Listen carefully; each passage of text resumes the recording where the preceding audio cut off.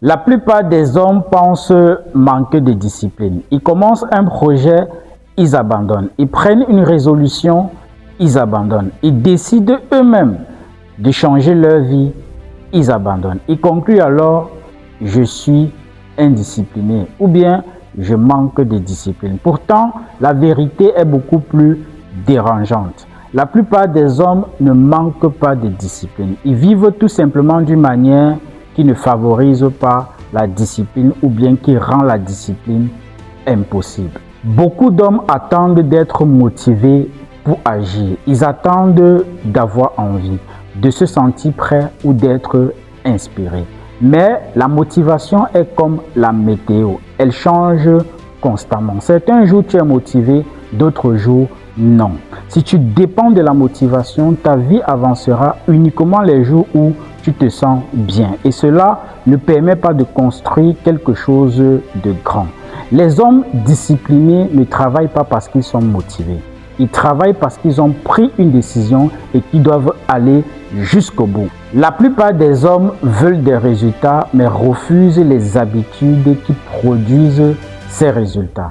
Ils veulent une bonne santé, plus d'argent, plus de respect, plus de succès.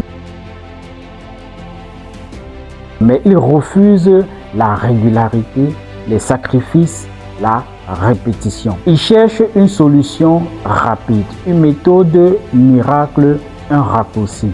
Et c'est précisément là que beaucoup d'hommes échouent. Parce que la discipline est ennuyeuse.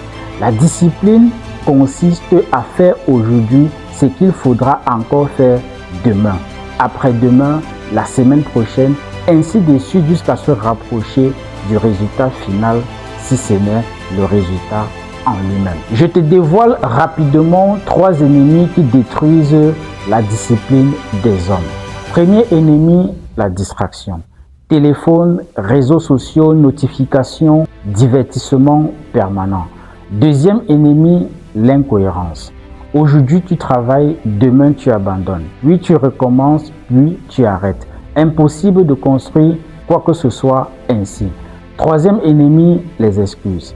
Les excuses donnent l'impression ou bien un soulagement immédiat, mais détruisent ou bien volent ton avenir.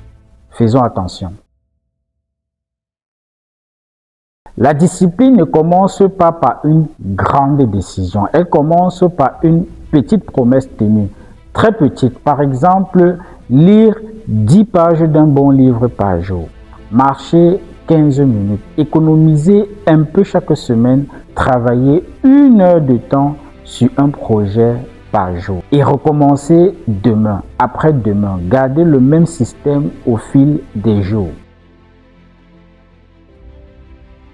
Parce qu'en fait, la confiance en soi naît lorsque toi-même tu commences à croire à ta propre parole. Mais retiens ceci, chaque promesse tenue renforce ton caractère. Chaque promesse brisée l'affaiblit.